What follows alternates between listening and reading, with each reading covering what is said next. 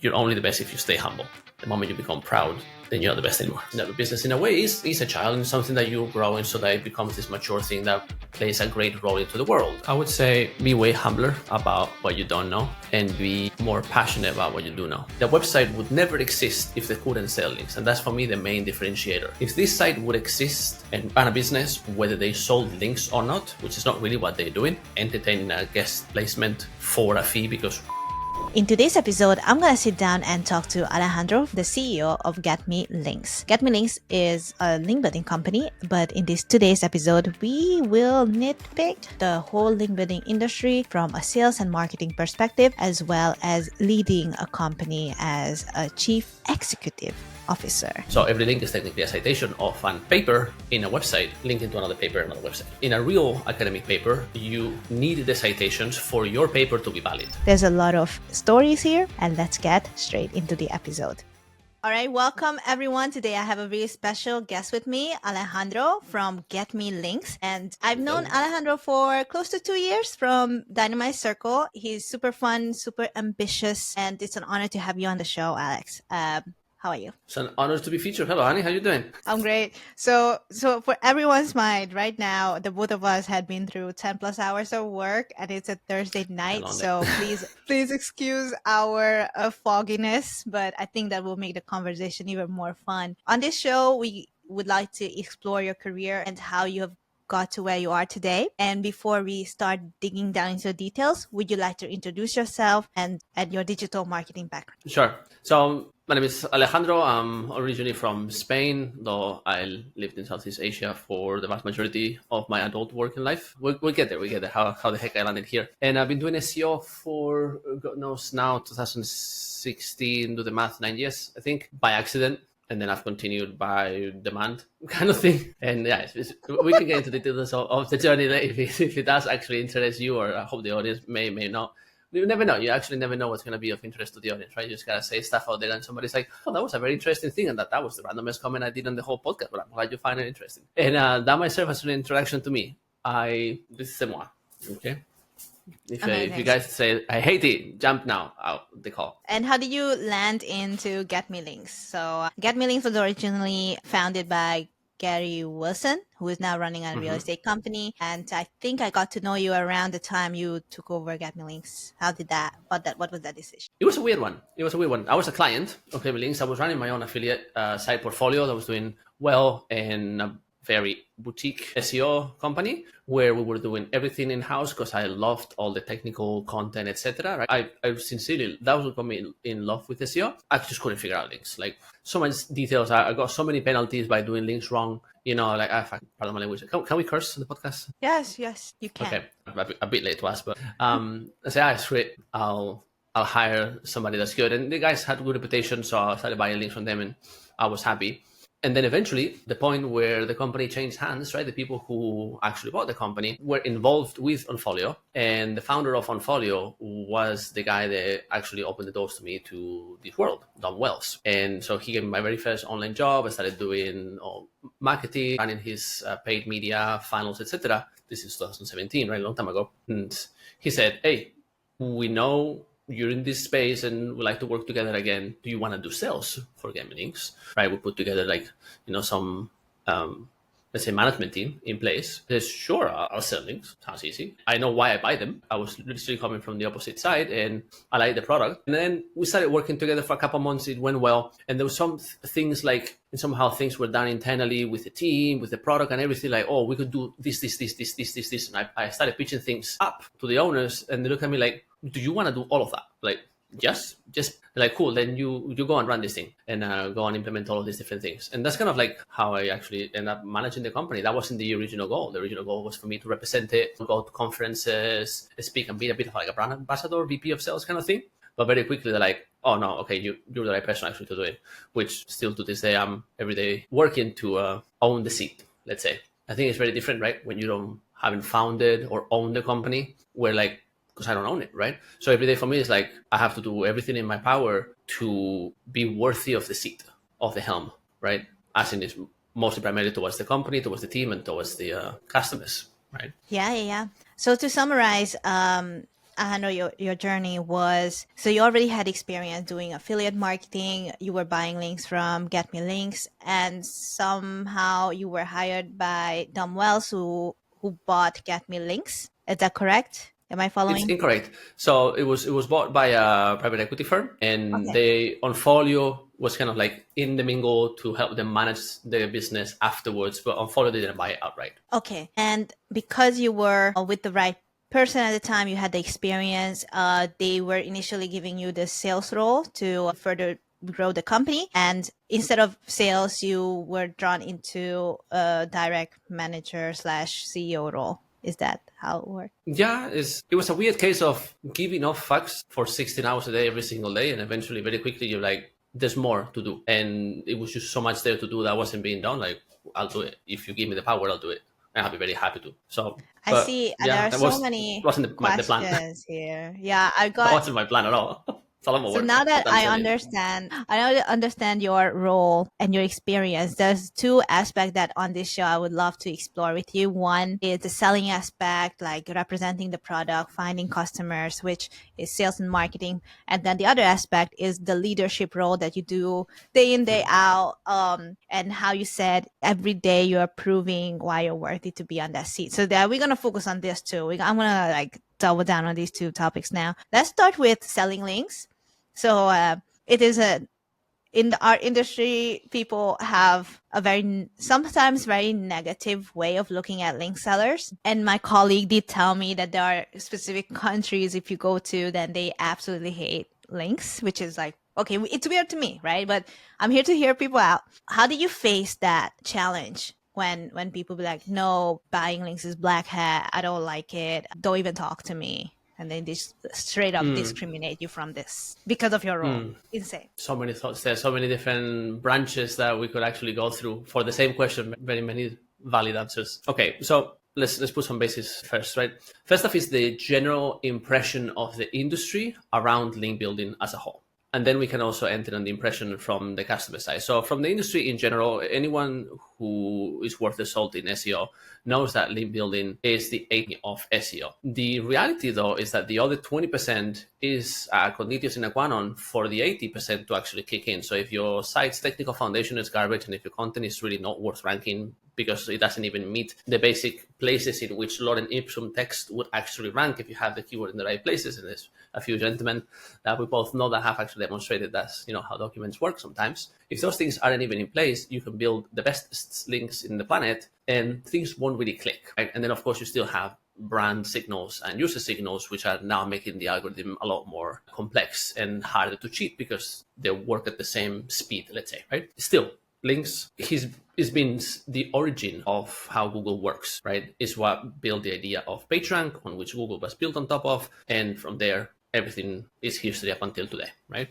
Now, because links are what makes the web, and is what makes SEO, there's been a lot of very smart people who have found shortcuts and workarounds at the idea of what a legitimate link should be like. Links come from the idea of academic papers and citations, right? So every link is technically a citation of an paper in a website linking to another paper in another website. In a real academic paper, you need the citations for your paper to be valid. And so every time you quote a different paper, that paper raises in value because then you become the source research on which other papers sustain their credibility. So links build credibility in the web. But because it's harder to vet the authors, and anyone can put a bit of content out there and put a link into it, anyone can send links out. So then it became a whole cheating system. As in anything that resembles so much of a video game, there'll be people that will find the exploits and go with all their weight into the exploit to go as fast as possible, and then look behind to the competition and says, "Ha, suckers, bye-bye," right? So a lot of that, with a lot of egos involved, and people beating the chest, I'm the best at SEO because I have some sort of secret sauce, right? Including, and this is where the part starts to get a little bit darker, a lot of actual black hat stuff. And for me, black hat is specifically whatever is illegal or clearly unethical, right? So if you're buying links from sites that got hacked because they have some ugly old plugin installed that nobody has taken care of in years, and then some hacker buys it and then uses that to do SQL injections and then put link insertions, tremendously big quotes there on the link insertions, and that's the link insertions that you're buying, that's black hat. That's unethical because the owner never gave permission for that link to be live. Now, they might have a great website, right?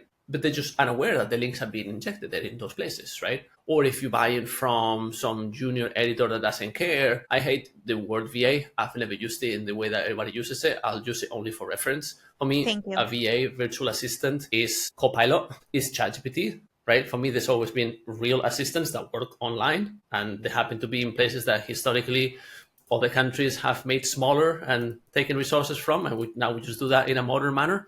Okay, rant over. Hi, if you listen to this far, thank you so much for listening. And if you enjoyed the show, please leave me a review on either Apple Podcast, Spotify, or my YouTube channel. If you have any feedback for the show, please let me know on the Aspiring CMO Podcast social media pages on Facebook and Instagram, or send me an email on my website. Now, let's get back to the episode. Thank you. By the way, this is like a whole different rant. And yeah, please continue. So let's just stay on topic because I get triggered. Right. So people will hire big quotes, virtual assistant for like $1 an hour in a remote corner of the world, thinking that they're making them a favor. And then those people actually have to eat, because you can't with $1 an hour. And then somebody says, hey, $80 to get a link on this article. And they're like, sure, right? And they will tell zero to the owner. Here's my PayPal address. Please give me the link. And can you freaking blame them? No, right? But also, is it right? No, because they don't own the website. So like, it's this whole conundrum. And then it's what we get into like big ethical dilemmas, ugly stuff. Just better know.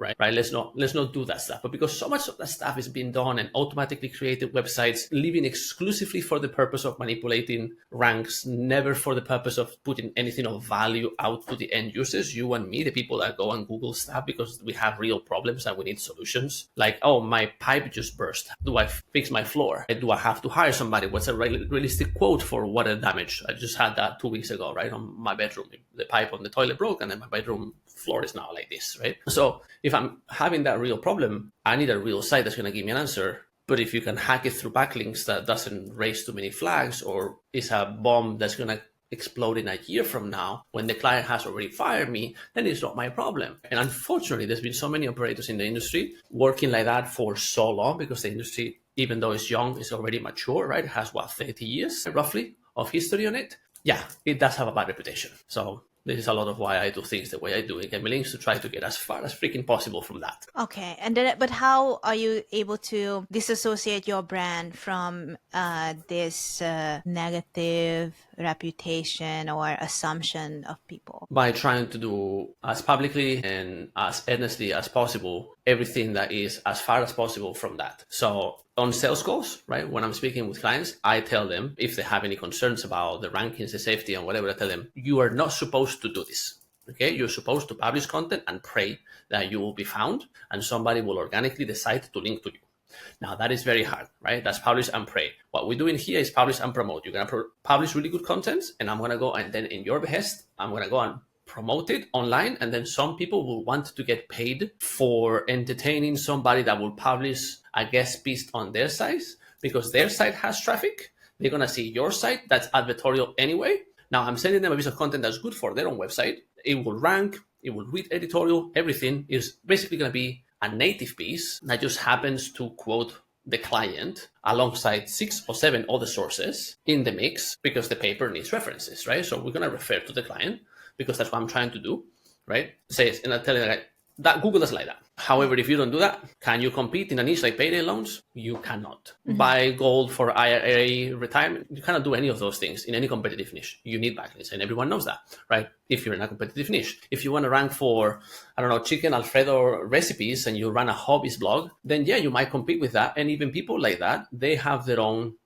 feature roundup engagement groups where they all link to each other. So it's funny because that's one of the niches that I worked for a very, very long time was food. And I work with a lot of publishers, really good freaking publishers that put out fantastic content out there in the Mediabot network that at the same time that they thought that buying links was the worst thing to do in the world because money was involved. And this is the big caveat. They thought that it was completely okay to then post on Facebook and then link to everyone and their dog on the premise of then I'm going to link to you from this other place. It's a trade. You are linking to somebody because you're getting something in return. You're getting a link from something else. The fact that whether you get an editorial fee or whether you get a link back, there really is no change, right? Okay. From a pure Yeah. SEO standpoint, right? Yeah. But for them, it's like, oh, it's unethical to buy links. Like, well, what's unethical is to like pay for a backlink because there's links and links, right? And there's PBNs with lipstick that only exist for the purpose of selling backlinks. The website would never exist if they couldn't sell links. And that's for me the main differentiator. If this site would exist and run a business, whether they sold links or not, which is not really what they're doing, entertaining a guest placement for a fee, because why wouldn't they pay for the editor that has to do that job? Right? The editor has to go and spend 2 hours checking the piece and doing work. The editor is $15 an hour. Are they going to pay $30 for the pleasure of hosting me, or they're going to charge me that times 3 and then at least I cover the editor and they make a bit of profit? It's business. Makes sense, right? But they don't need that. They have their own business that they run. Those are the sites that you want to work with. Exactly. Because they don't need to do any of the stuff, right? If they need to sell links to exist, then those are the crappy links that for the longest freaking time work very well, by the way. Not anymore, but they used to work really freaking well. One thing I also would like to ask is like, while you were on your journey to basically promote link building businesses, what strategies did you use? You mentioned that you are jumping on sales calls and you explain the way your business stands out. But how do you go about getting leads at, for example, conferences? Unfortunately, my coworker had this really bad experience where as soon as he went to a conference and he introduced himself, he told what his company is doing, people stopped literally talking to him. Like, what? Yeah, it was a unpleasant environment, and I'm not going to mention the conference name or country, but it had happened. Well, listen, luckily enough, never encountered anything like that. That's amazing. Yeah, I mean, I assume it could happen, right? I guess it all depends on what kind of circles you go. If you go to a circle that's framed already to have a discuss towards links, because, I mean, let's put a bit of things into context, right? Google has done for the longest time a very intense campaign to put publishers and people who run websites off from the idea of doing SEO. SEO as a whole. They would say, publish really good content, made a good website. And I subscribe to those words. Publish really good content and build a really good website, build a real brand that people do enjoy. That gets you like a multiplier factor of everything else that you do. And it's, the best thing for everyone that's involved. And I'm speaking about humans, not algorithms. Screw algorithms, right? I actually quite dislike them because, as Gary would say, Gary Vee, right? He would say, the algorithm is a person, right? It's made by people and their interactions.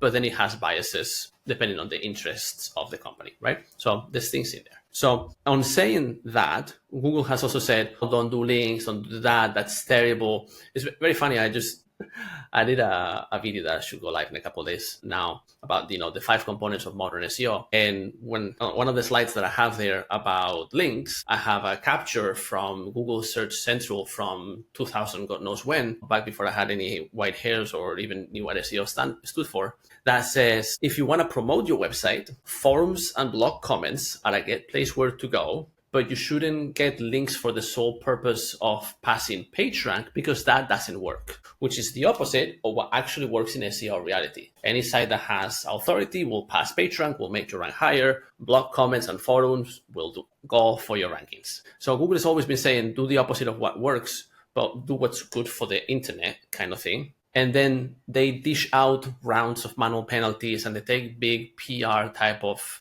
moves against people who are openly, blatantly, and beating their chest about how good are they at cheating the algorithm and making Google look bad. So you also have to think about that, right? So then they go like, okay, well, all these people, boom, all the index, penalty, penalty, penalty, penalty. And then people get afraid, like, I don't want to do any of that, which works, of course. It's a power demonstration.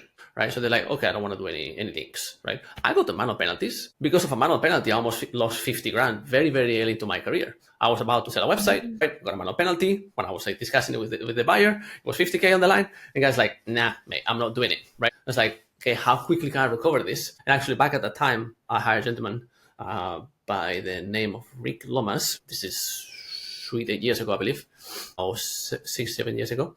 And he fixed it like 8 days. Over, boom, spoke again with the buyer. He was interested, sold it.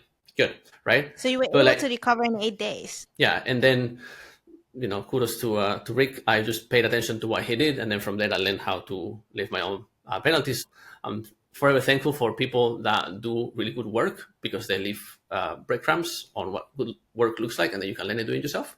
But yeah, I never lifted a penalty in 8 days. It's taking me always a bit longer, right? A month or whatever. But my first penalty could have put me off from ever buying links because I got it because of buying links from very reputable providers back at the time with big brand names and personal brands behind them. And now that a lot of time has gone by and I understood the industry a lot better, I don't blame them. Like I get it, right? That's what the quality was at the time, but it was very easy to tell from a manual review point of view.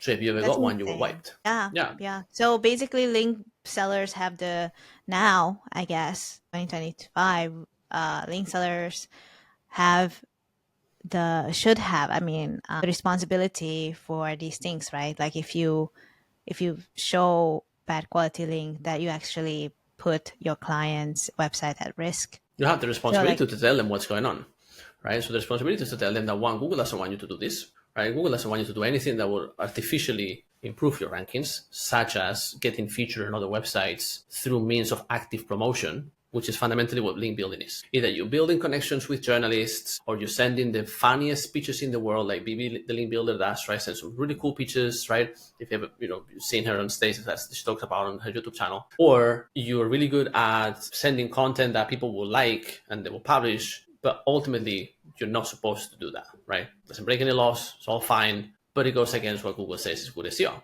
right? Now, if you're a pig about it, and you do it so ugly with so little care that everybody could tell, like, what's that? Like, nobody would link from this website to that website with that text there. What's this? This article is nonsensical. Nobody will ever read this kind of thing.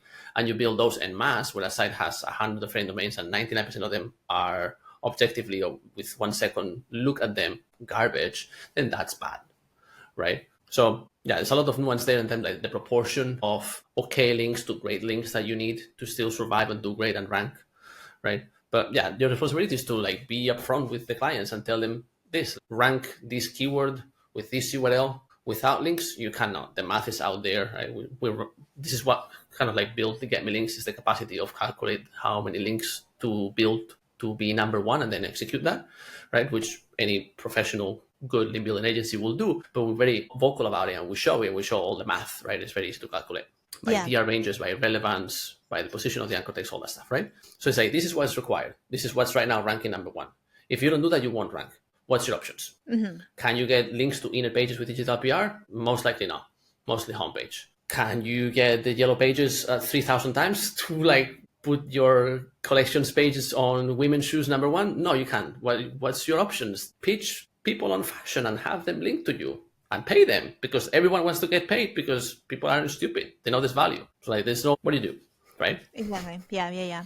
Well, I really love the way you say no bullshit. Let's just state the facts and view the pros and cons. And you sit down with the client or prospect and say, here are your possibilities. This is what is realistically done safely. I really like this method. But moving to your leadership position, which is also a very pivotal point here at the Aspiring CMO. What is it like in your day-to-day to, as you said, every day you are proving that you're worthy of this seat? What does it mean to you? So there's a few things. Quite obviously ties with what I was talking about is the relationship with clients, right? And is being very realistic about what can and cannot be done, being very upfront about your exact methods of doing things, which is literally what I covered here, right?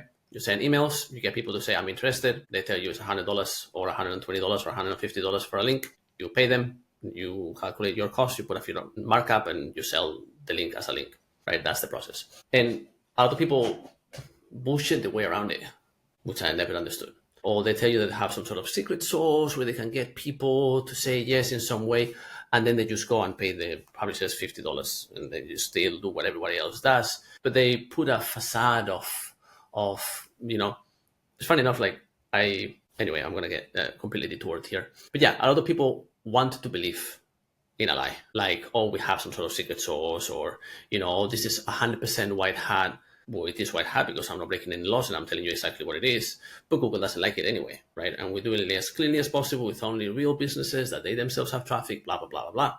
But still, you shouldn't be building links. But if you don't build them, you don't rank, right? So it's like, face the conundrum and accept that you have to do something about it if you want your business to grow, because your manager wants you to rank all these keywords. Otherwise, your ass is going to be kissing a boot very soon in the yearly performance review, and you won't be seeing CMO anymore.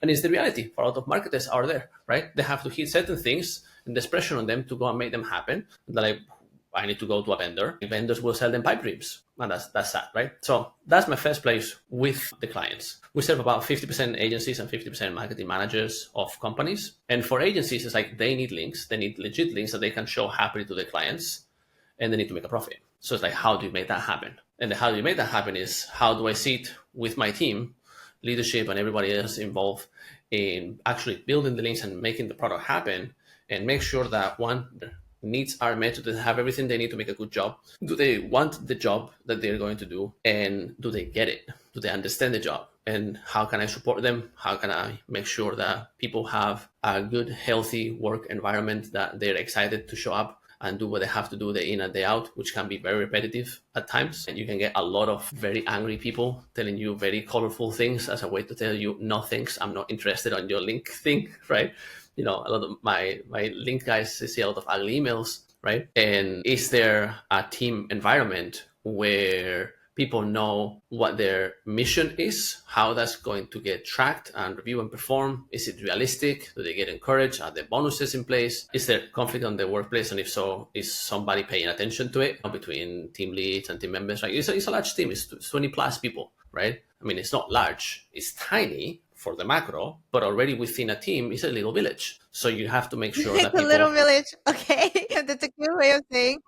The saying for raising a child is that it takes a village. And so it's not dissimilar to a business. A business, in a way, is a child, and something that you grow in so that it becomes this mature thing that plays a great role into the world. And so we're trying to play a great role into the world within the humble thing that we do, which is we try to make businesses appear higher on Google so they get the leads that are there desperately searching for stuff. So if you're a good business and you serve those people, you should be at the top. How to get to the top? You get good SEO. How do you do SEO? You get good backlinks. How do you get good backlinks? You need humans that care and understand how the algorithm works and how people work, so that we can get you those connections in the shape of backlinks, right? But that is pretty freaking hard, because it does take a village, right? There's people in outreach, in IT. It takes leadership, it takes SEO specialists, and then you need actual real SEO specialists that understand the nuance of a website on that call with the client, instead of a sales guy that doesn't care and just wants to sell as many backlinks as possible, run them at the throat of prospect. And maybe they need 10 backlinks and they sell them 200 because they happen to have the budget. And now the guy is drowning, they burned all the budget, the commissions,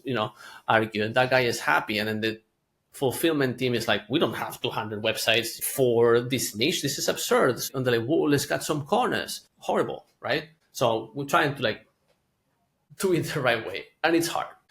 Yeah. So to summarize here, you have, as a leader, you have to have a clear balance between your external parties, who are your clients, prospects, leads, and also your internal stakeholders, like your team, and making sure you got the operation set up for the right sale. Do you find it hard to balance between these two? It's an art form, you would say.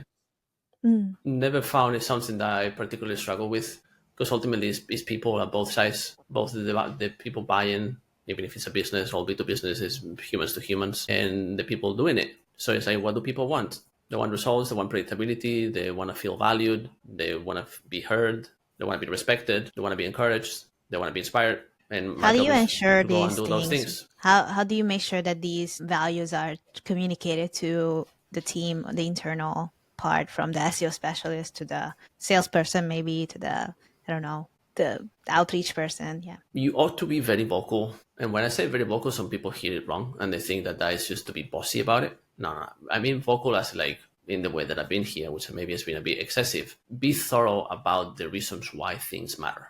Don't you say, hey, this button here matters. It matters because if people don't find the button, they can book a call with us. And if they cannot book a call with us, we don't get sales. Does that make sense? Yeah, it does make sense. It says, oh, that is diminishing to the person. Well, if the person didn't see the button and didn't care about the button at all, you have to tell them why the button matters, right? You can't assume that they know why the button matters, because there's 7,000 other things in the list. Right? So just being very vocal with your team about why we do things and why we don't do certain things, what they mean to the client, what they mean to the company, what it means to the reputation of the business, what it means to everyone involved, right? And that's one thing. And then the other thing is just living the example. So our values at Gamelinks are straightforward. Right? We have an acronym for it. It's called CATCH, because my desire would be that everyone on the team would become CATCH as a person, as a human being. For any organization, would they have the Catch? What does competence, that stand for? the adaptability, the trust, the collaboration, and the humanity, right? And if you live with commitment to those, then you are having integrity in your work. And it's very freaking nice to live as a human being with integrity. You can go to sleep with a clear mind, even though you might be having a very rough time. But you can go to sleep and say, well, I'm at peace with myself. And that's a big mouthful to say, I'm at peace with myself. Yeah. Yeah.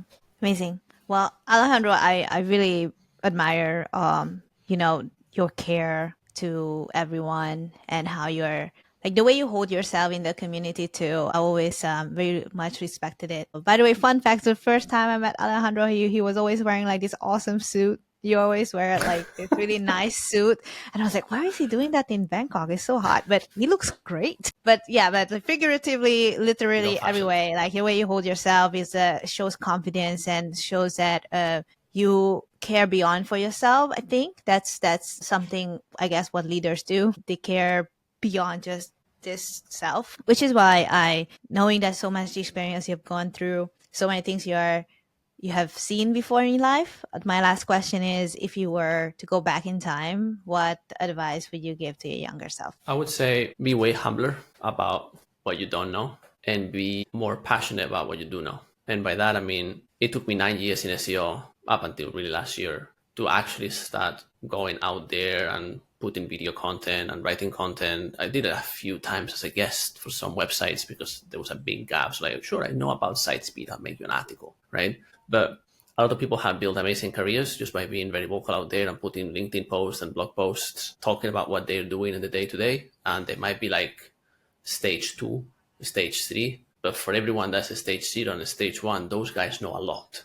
And I didn't do that. I waited up until I thought that I deserved to be heard because I knew so much about SEO and I did so many campaigns and so much stuff to really start going out there and talk about SEO. But now it's been 9 years, and for as much as I like it, I'm also a bit bored because I've done so much of it, right? So now on doing this, even when I put a video that has 100 views on YouTube, somebody goes and leaves you a comment, Alex, bro, this was super helpful. Can you please make another video on this subject? I'm like, damn, okay, 100 views, number one, is a lot of people if you put them together in a room. So that's the part of being humble, right? Don't aim for like 1 million views. Who cares? Like 100 people watching your videos and it's insane amount of people. That's a lot still, yeah. Right. And then 2 of those people leave in a comment, this is awesome. Thank you so much. It's super helpful. I'm doing an SEO internship and I'm loving your content. Be very grateful that those people said that, and then do more, because there's likely more people that will find your voice useful. So to summarize it, you use your voice earlier to speak out loud what you believe to be true, what you've experienced to be true, and stay humble, to do it humbly, even when people say that you're the best. Don't matter. Enjoy it, but you're only the best if you stay humble. The moment you become proud, then you're not the best anymore. Thank you. Thank you so much, Alejandro. Thank you, Annie. Yeah, it was an amazing podcast. If people would love to find you, look for you, how can they find you? Getmelinks.com. That's the business that we run. But if you just want to connect with me directly, I would love so. And then you can go to LinkedIn, go and check for Alejandro Meyerhans. There should only be one.